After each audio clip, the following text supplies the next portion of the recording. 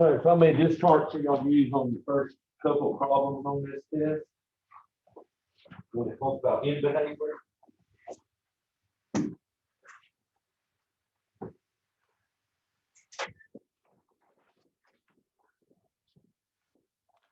And so on that end behavior, I look at the degree, which is the highest exponent, if it's even or odd. And then I look at the lead coefficient, which is that first number, see if it's positive or negative. So positive lead coefficient, even degrees, both ends go up. And it's odd with a lead coefficient, it's going to go uphill left and right. If I make that lead coefficient negative on the evens, both ends will go down. So it's like taking the fractions and flipping them.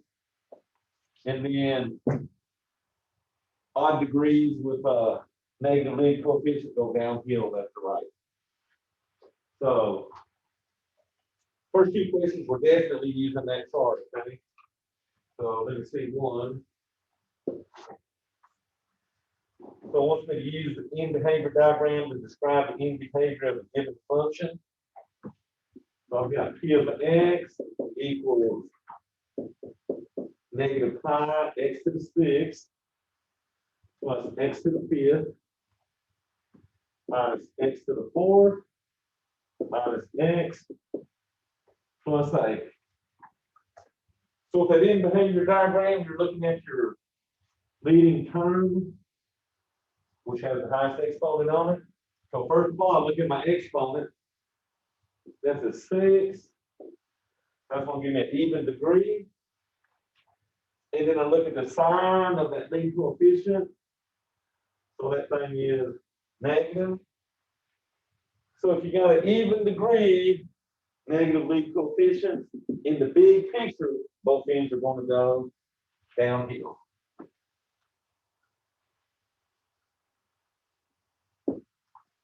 Okay. Now I will say the bigger the degrees, the more turning they do on the inside. But for the big picture, both ends are going to go down on that.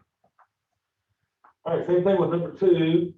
F of x is the negative 4.8 x to the 4th plus an x to the 6th plus 0.3 x to the 7th.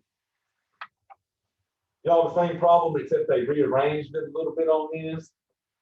My leading term is now at the end because it's got the highest exponent. So my exponent of 7 is odd. And then I need to look at the sign of the number in front of that, which is this 0.3, but that 0.3 is positive.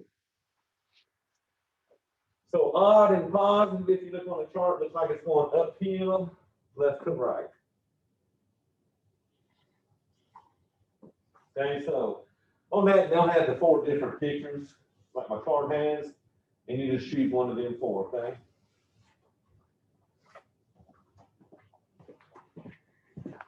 All right, y'all, so that's why I had this chart up here for you. So y'all got this thing done.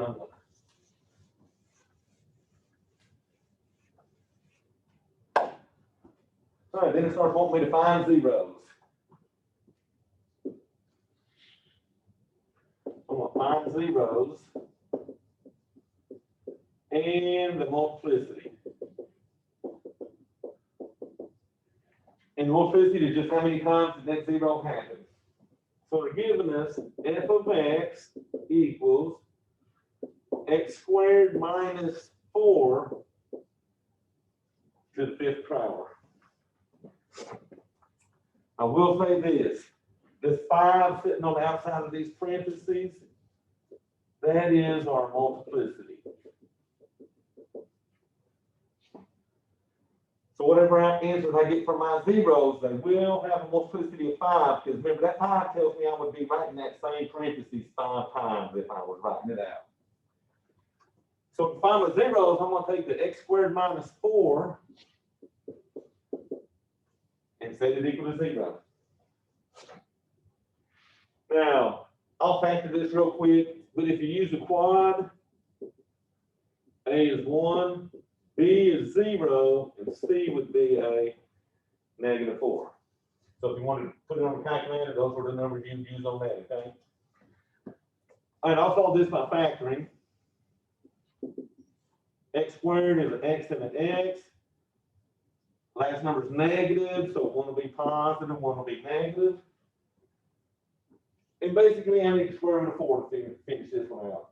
Because the square root of 4 would be what, a 2 and a 2, and those would subtract to give you the 0 since that middle term is missing. And you ought to finish off, let me set both of these equal to 0.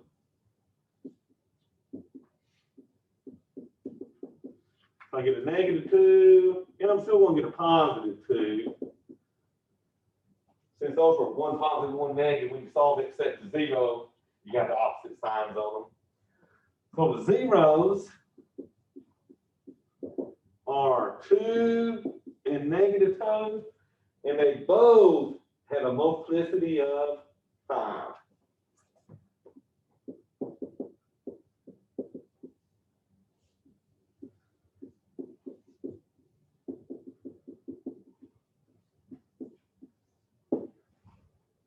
Okay, some questions on that? Just take them, each factor you get has got to be set equal to 0. Okay?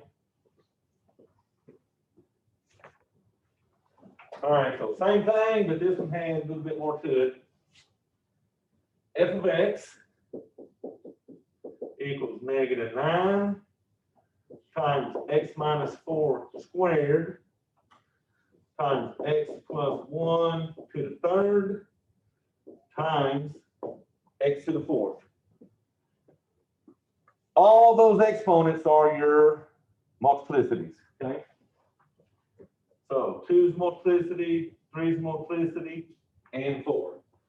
And what you're going to do now is take each one of them variables and set them equal to 0. Now you see the little -9 sitting out here? It does not have a variable with it. So since it does not have a variable with it, we're not worried about that -9, okay? But then I will set all these x's equal to 0.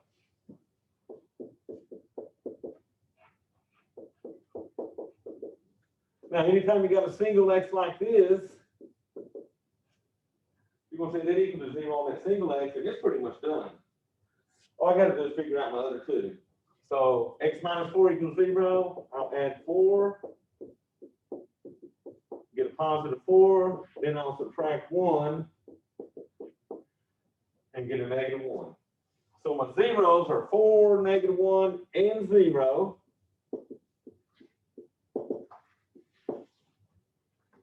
The 0 of 4 has a multiplicity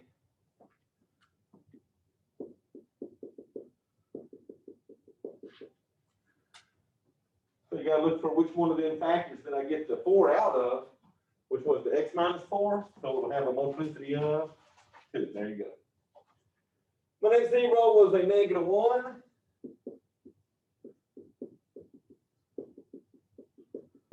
So to get the -1, I used the x plus 1 factor. So that one has a multiplicity of a 3 sitting by.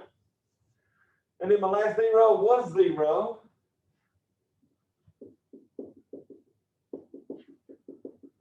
And the 0 has a multiplicity of a 4. So they're not too bad. You're just going to set each one of them factors to 0. Basically, we're just changing signs on them. And then look at the next one that's on the outside for your multiplicities, okay? So questions off 10. Not quite as bad the second time around, is it? All right, number 5, moving on. So this would have been one of the trickier ones because it was a 4-term polynomial. And the same thing, find the zeros and multiplicities.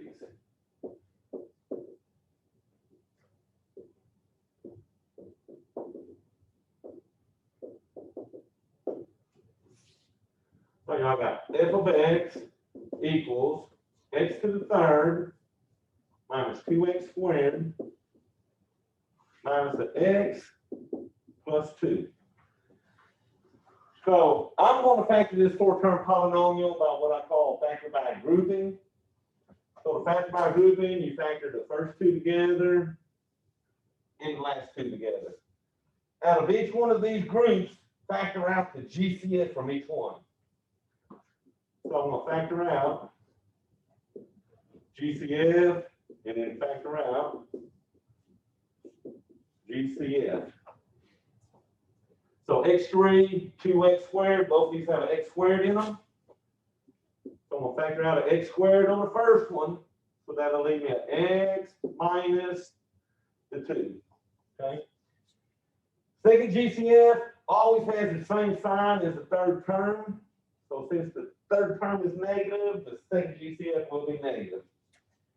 And you know, x and a 2, the only thing I can pull out of both of them is a 1, right?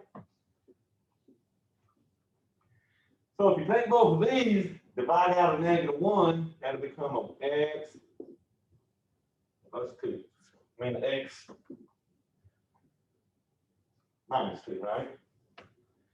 Negative by my negative made a positive, and then positive by my negative made that one negative. But we know we're right because my parentheses are matching up. At this point, the parentheses got to match. So what happens is I factor out the parentheses as the next GCF. So if I factor out the x minus 2's from both of those, what will be left is the x squared minus 1. So if like the parentheses make one factor, everything else makes the other factor.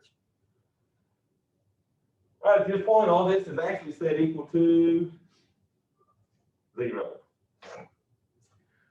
So I'll set the x minus 2 equal to 0. X squared minus 1 equals 0. And y'all notice this.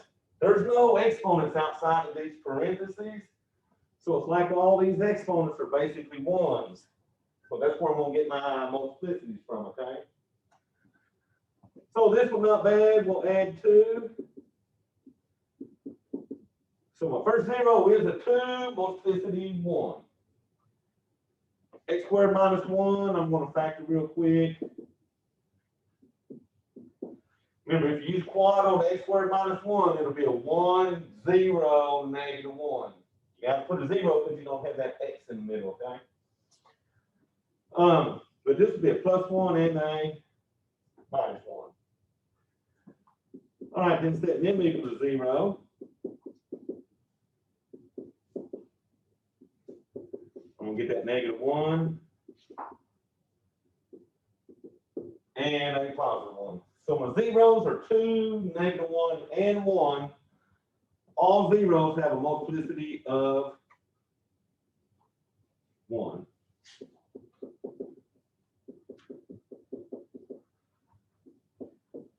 You know, that's because of my exponents on the outside, okay?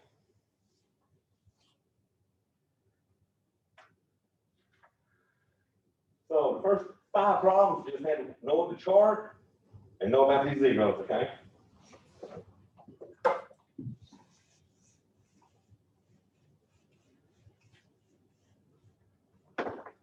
Now, I will say the study guide has 25 questions, but my test only has 20. So I took 5 of the crazy ones off of that thing. Some are sort of long going through them. All right, 6 is true or false.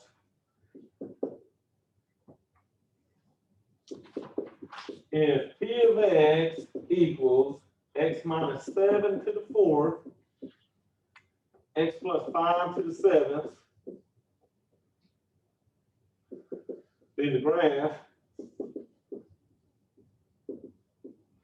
crosses the x-axis at the point 70. So to see if it's going to cross at 70, I'm actually looking at that factor that has the 7 in it.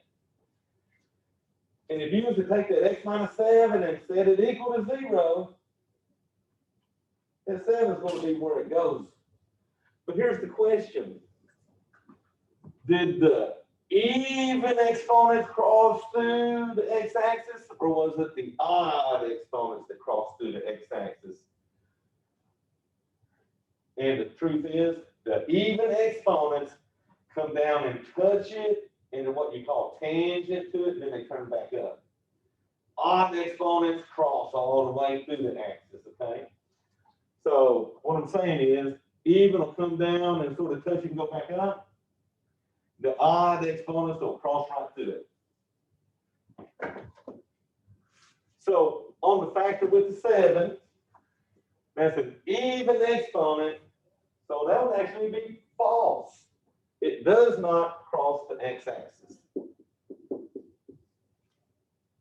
It's tangent to that x-axis. It comes down and touches it, then it shoots right back up, okay?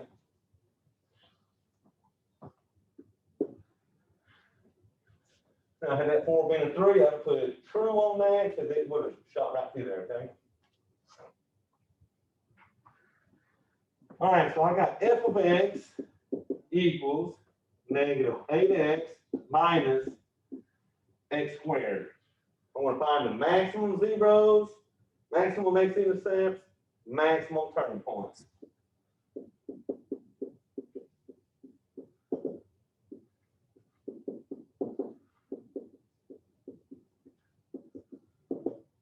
And then what was the other one? Maximum turning points.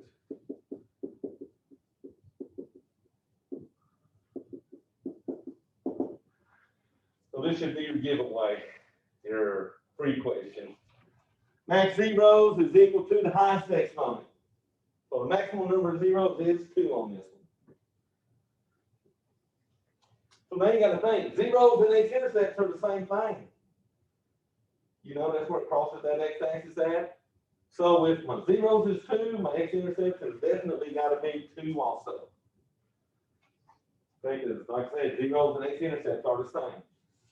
Turning points, you take that degree 2 and subtract 1 from it. So 2 minus 1 would give me 1 right there. So zeros and intercepts equal that degree. Turning points is the degree minus 1. So remember, this is the degree minus 1, and these two equal the degree. Okay. And watch out, they're going to put them out of order, so you got to find which one of them exponents is actually the highest, okay?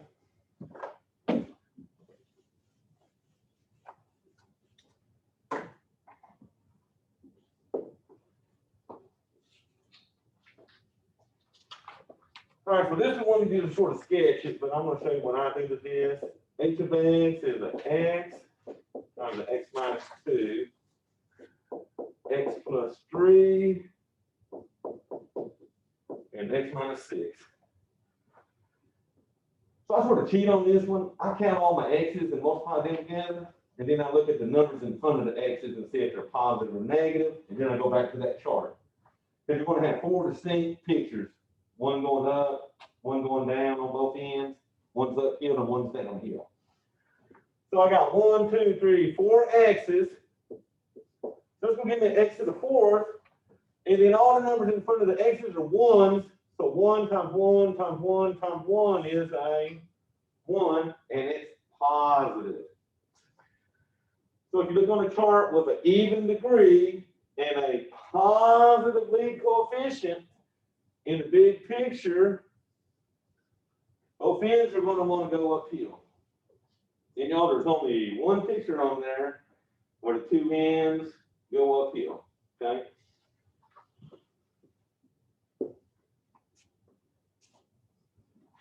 And when in doubt, just draw that thing, graph it on your calculator, okay? Most of them are set with a 10 by 10 window like ours on the calculator. How'd you get that one in? I just multiplied all these ones in front together. Okay. Because on the, when you're looking at the pictures of them, that lead term usually gives you the look. And to get that, you just have to multiply everything together. All right, 9 was the same way. F of x equals 9x to the third minus 6x squared minus 81x plus 54. So I'm looking at this again, the lead term.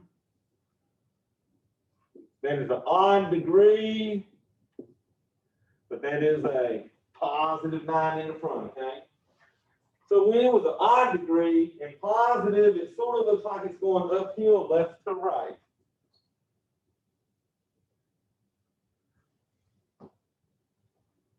So let me tell you the trick on this one. There's two pictures that look like that.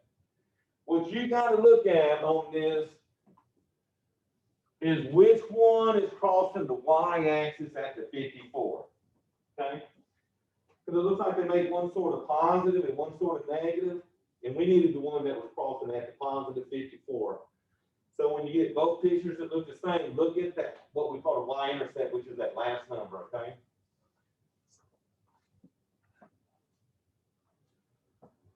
Oh, let me pull up. Trying to get into that synthetic division.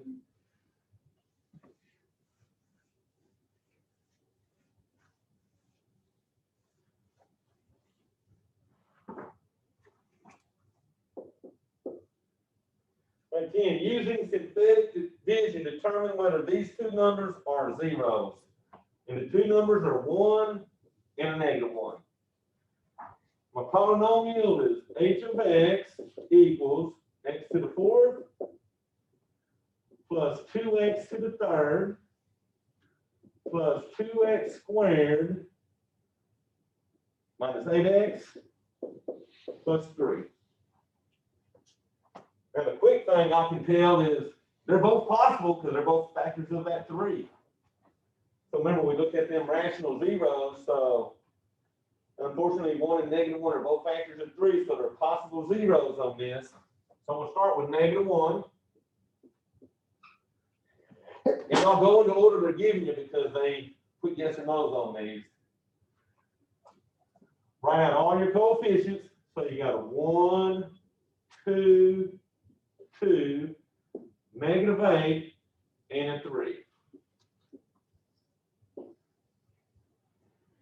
If these numbers are zeros, that remainder will be 0, okay? And I'll do both of these the same way. I'm going to bring down my first number. Then I'm going to multiply and start adding. So 1 times negative 1 is negative 1. 2 plus negative 1 is 1. 1 times negative 1 is negative 1. 2 plus negative 1 is 1. 1 times negative 1 is negative 1. Oh, something different now.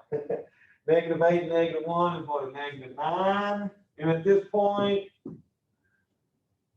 I know I'm not getting a 0 in the middle here. So that is a no for the negative 1. Then you'll come to the same thing with the positive 1 they gave you.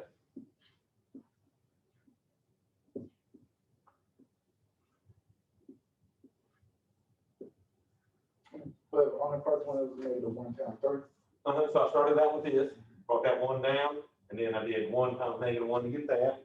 Then I added them and got a 1, and then I did 1 times negative 1 to get that. Added in to get a 1. Multiplied again, got the negative 1. Then when I added, it gave me negative 9, and then that negative 9 times negative 1 made that a positive 9.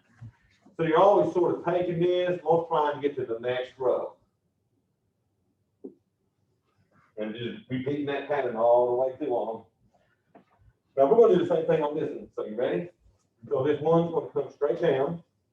1 times 1 is 1. Then you add 2 plus 1 is 3. And you're going to start multiplying again. 3 times 1 is 3. 2 plus 3 is what? 5. 5 times 1 is 5. Negative 8 and 5 is negative 3. So now I'm feeling more confident because negative 3 times 1 is negative 3, which gives me a 0 remainder. So this one would be a yes.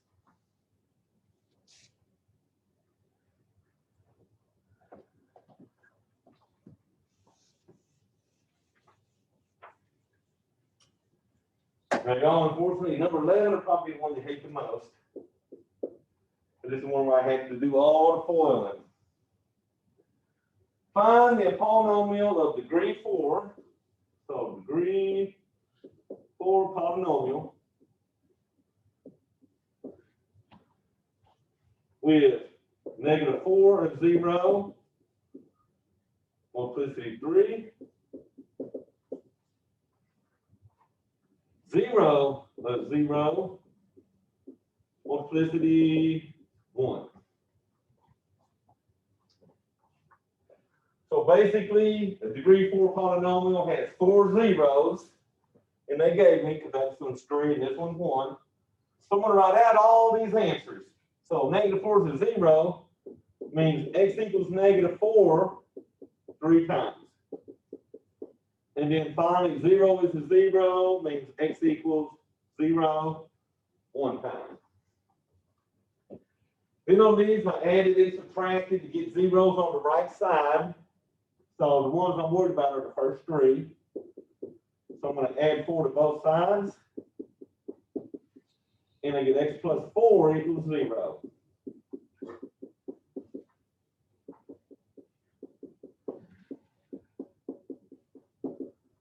And then at the end, I got that one little x equal to 0.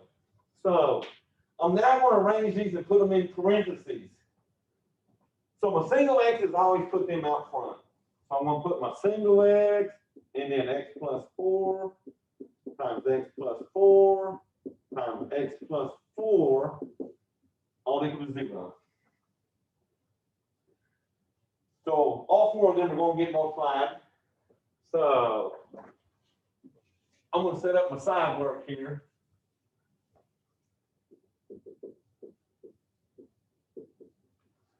And the first thing I'm going to move is I'm going to FOIL those last 2 together. Now I'm just going to FOIL them on the side so I don't have to keep writing this 10 times. So x plus 4 times x plus 4 will give you x squared plus 4x plus 4x plus 16. And then add those 2 x's in the middle together. So you get an x squared plus 8x plus 16. That's what this part equals. So I'm going to bring down the x plus 4, and then I'm going to put that into my parentheses. And all this equal to my 0. Well, now I'm going to FOIL this together to see what I get. So that's going to bring down my x, and then it looks like a big parentheses. So the next side work, I'm going to FOIL the x plus 4 times the x squared plus 8x plus 16. Okay. Once I get that answer, I'm going to throw it down to here. Okay. So I'll do this one all the way out. So x times x squared is an x to the third. X times 8x is an 8x squared. X times 16 is a 16x. So I just multiply everybody by the first x. Now I'm going to multiply all these by the 4. 4 times x squared is a 4x squared. 4 times 8x is a 32x. 4 times 16 is 64. So before I bring it over, I'm going to see if I got any like terms in here. So I'll bring down my x to the third. Let's see, the 8x squared will add to the 4x squared. And that is 12x squared. 16x will add to the 32x. So that's what? 48x. And then at the end is my 64. So I can now shoot that in here. X to the third, 12x squared, 48x, plus my 64. All this is still equal to my 0. So all the hard foiling is out of the way. Now you just got to X out front. All you're going to do to that X is distribute it through these parentheses. Add one X to everybody. So X times X3 is an X4 plus 12X to the third plus 48X squared plus X times 64 is a 64X. Now, it said I had to have a degree 4 polynomial, and my highest exponent is a 4. Okay. Cool, so that had the one I was the most cruel with, I guess, because it's a degree 4. But y'all remember, y'all had homework. Y'all had degree 7s on some of that homework. Y'all were foiling and still doing some more foiling on them, okay? All right. So a degree 4 polynomial has zeros of I and 3 minus square root of 11. What are the other zeros?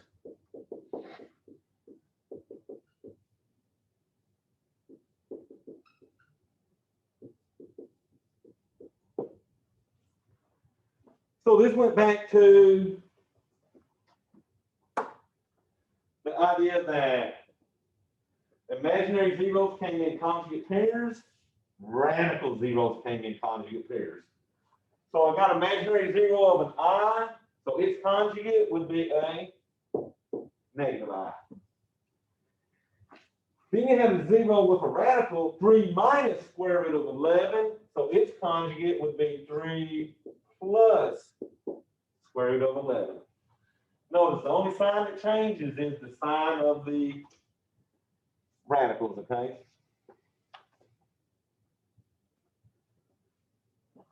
So that would have been probably my second easy one, after the one with the, oh,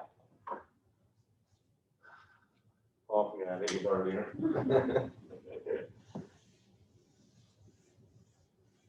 Automatic zeros, I think, was the one that.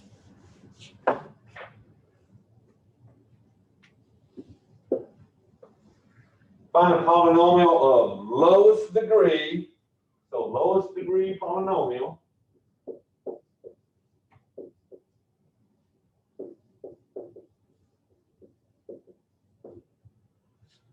And the zeros are square root of 5 and 5i. So I will say this problem goes with this problem where they gave me all the zeros, except now that they know you know this conjugate stuff, they didn't give me all the zeros, they just gave me half of them. So you got to realize that you got a negative square root of 5 as a zero, and automatically a negative 5i. So the radicals got to come in pairs and the imaginary stuff, okay? So when I write these out, I'm going to put the radicals together and the imaginary stuff together, okay? So x equals a square root of 5, x equals a negative square root of 5, x equals 5i, x equals negative 5i, okay? And really, you need those conjugate pairs on these so these i's won't disappear or the radicals. All right, add, subtract, get everything on one side.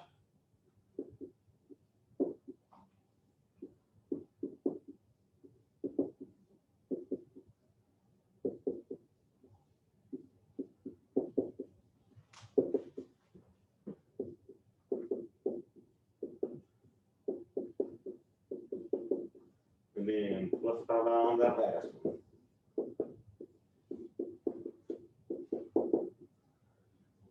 All right, put them all in their parentheses now. So let me put my radicals in the front.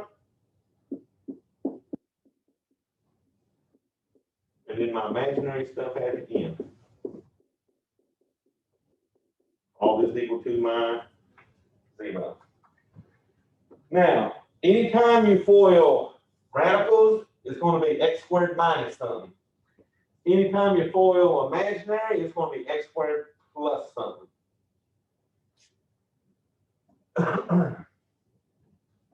Now, you can do these on the sideboard, but I'm going to show you the shortcut.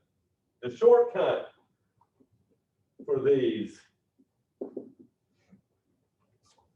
is to take the first two times each other. X times x is an x squared. And then you got a negative times a positive, we'll make that a negative. A square root of 5 times a square root of 5 is a square root of 25. What's square root of 25? 5. So when you multiply radicals times itself, you get that number that's under them radicals there, okay? Now here I'm going to shortcut this one. X times x is x squared. Now although you got a negative and a positive, negative 5i times positive 5i is going to give you a negative 25i squared. But the I squared equals negative 1, and it's going to turn that negative 25 into a positive 25, okay? And if you do the calculator, square root of 5 times square root of 5, it's going to give you a 5. If you do a 5i and a negative 5i, it's going to give you a positive 25 on that, okay? All right, and then FOIL that together.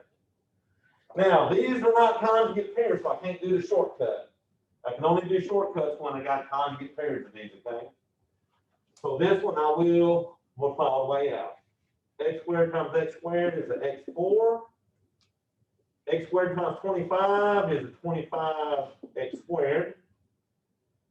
Negative 5 times x squared is a negative 5x squared. Negative 5 times 25 is a negative 125, all equal to 0. And at that point, I guess I got one more thing to do, and that's my like terms in the middle. So I get an x to the 4. Let's see, 25 minus 5 gives me 20 x squared minus my 125, all equal to 0.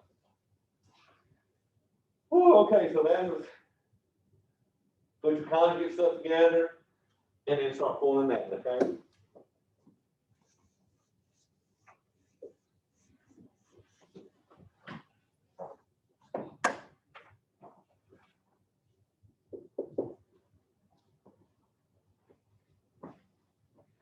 All right, so we're giving me f of x equals x to the 3rd plus 6x squared minus 3x minus 18. It has a 0 of a negative 6. So they're giving me my 0, negative 6. I got to find the rest. And since that's a degree 3, there's 3 zeros total, and they give me 1, so I got to find the other 2. So this is where you took the negative 6 and then ran you some synthetic division.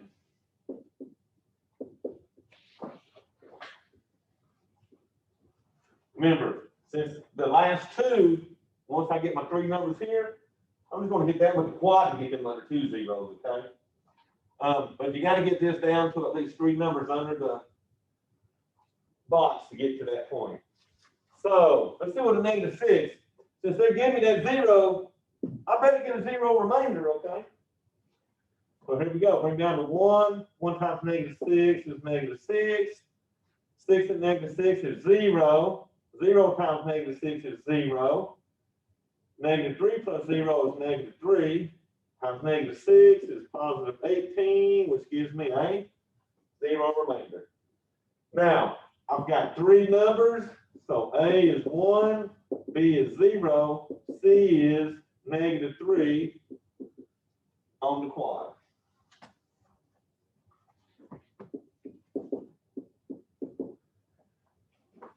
So if you put that in the quad, that should give you a square root of 3 and a negative square root of 3. Okay?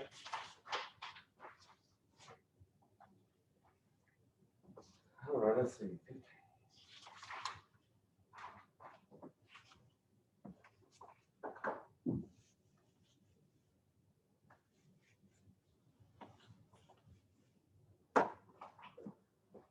15, list all possible rational zeros.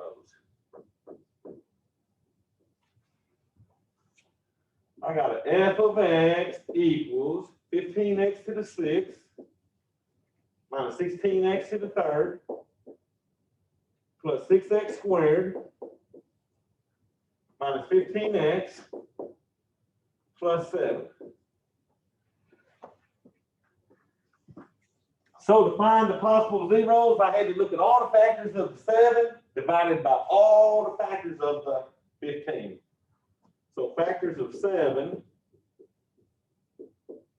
oh, that's not bad. That's just a 1 and a 7. Factors of 15 can be 1, 3, 5, and 15. So all the possible zeros will be 1 divided by all these, and then 7 divided by all them. And remember, they're going to be plus and minus. So plus or minus 1 divided by 1, plus or minus 1 divided by 3, plus or minus 1 divided by 5, and then plus or minus 1 divided by 15.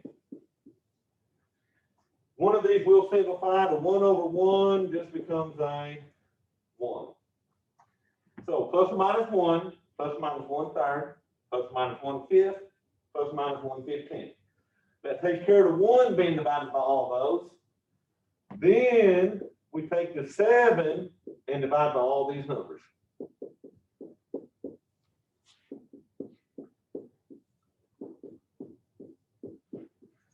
And once again, the 7 over 1 reduces to a 7. So you take all the factors of the last number, divide by all the factors of that first number. So we're looking for an answer with 1, 2, 3, 4, 5, 6, basically 8 numbers in there, plus or minus, okay?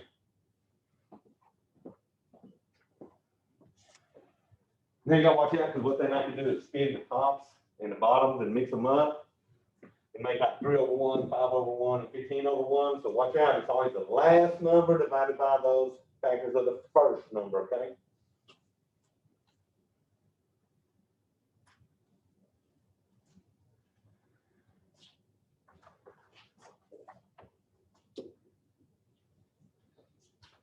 Find the domain.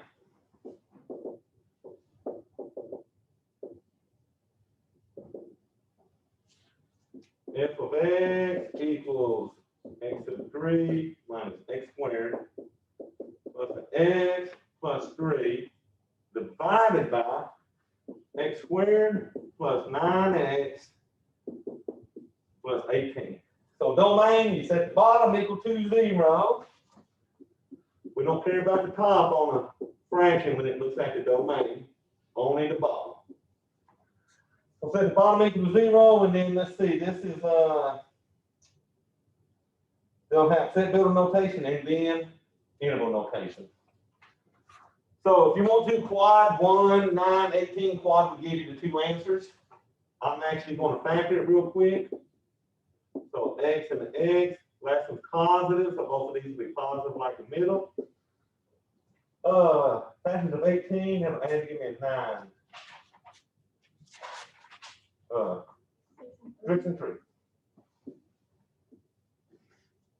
And then the last part, set them equal to 0, so we get them solutions. So we get x is a negative 6, x is a negative 3. So set builder would be x such that. Now, they want these in ascending order, small number to the big number. So x is real, and x cannot equal, the smallest of these would be negative 6 first, and then negative 3. Okay? And they're doing that so that when you get into interval notation, you got them in the right order. Interval notation start at negative infinity until you hit negative 6. union around that -6, till you get to -3, union around that -3 until you hit positive infinity.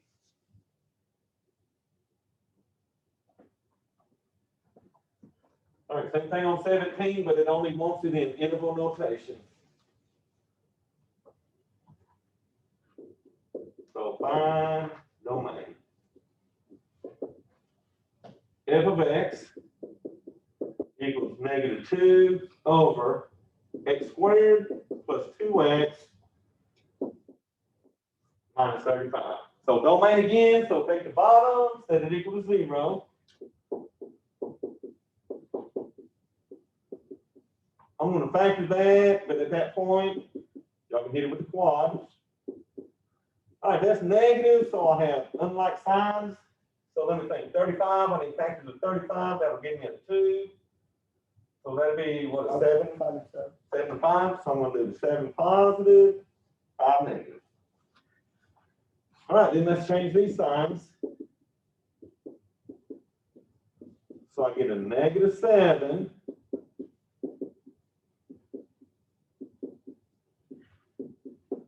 and a +5. So this one just wanted it in interval notation. So -infinity to hit -7, union around -7 till you hit 5, union around the 5 till you hit positive infinity.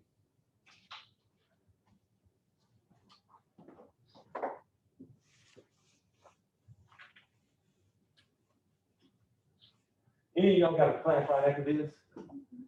So you don't, oh, you got me though.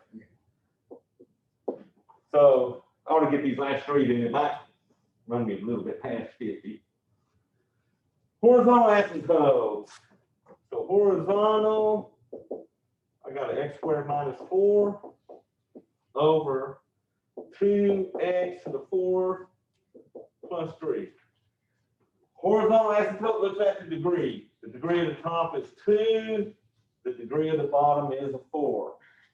So since the bottom degree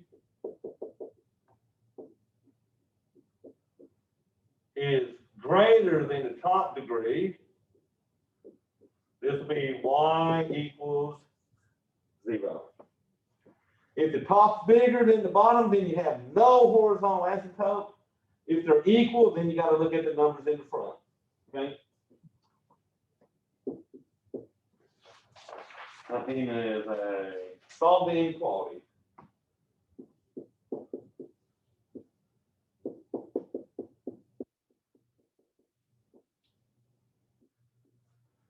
So basically, I solved this. I set up a number line, and then I tested it with a 0.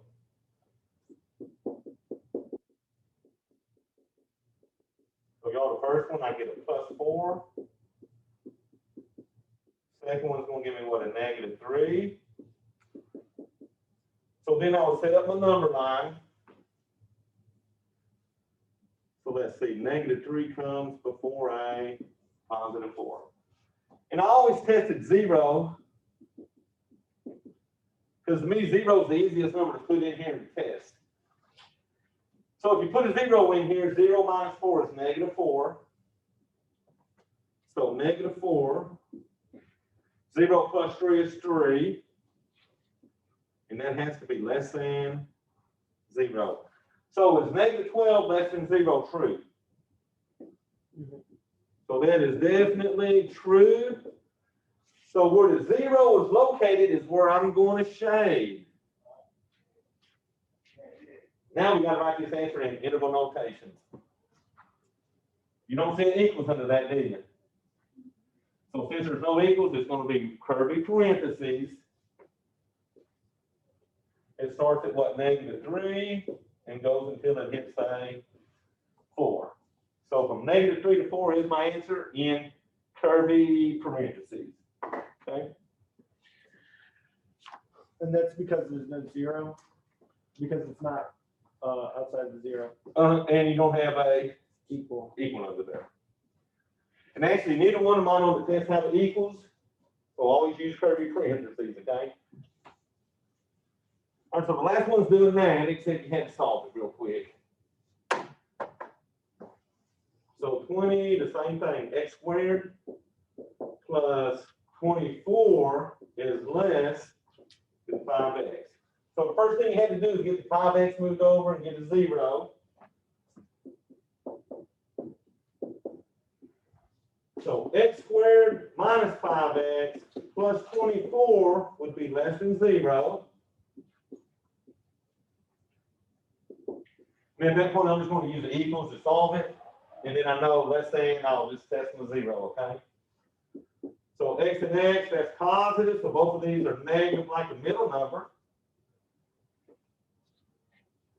So how about factors of 24 that add? They got to add to get a 5. Because anytime that last one's positive, they got to add to get the middle number. If that was negative, I could have found some, right? 8 and 3 would have given me a 5, but that means that last one had been negative. Since that's positive, put that on quad and see what it gives me. It was like a 5 plus or minus square root. So since you're getting some square roots on that, that means it does not factor. So this does not factor.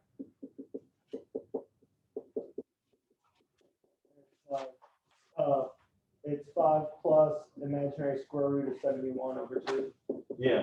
So anytime you're doing this kind of problem and you factor it and you get radicals or imaginary stuff, it's not factorable over the real numbers, integers and stuff.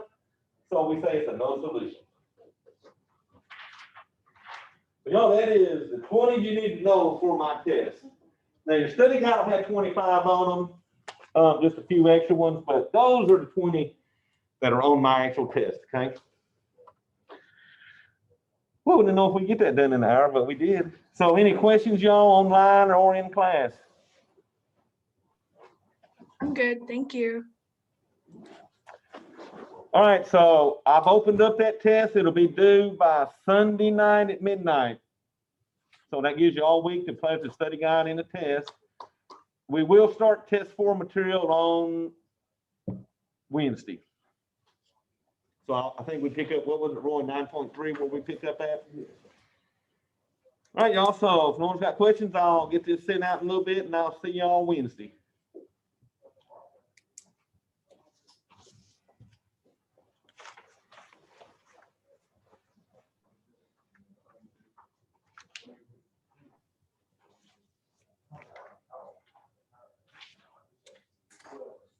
Okay, I'll be right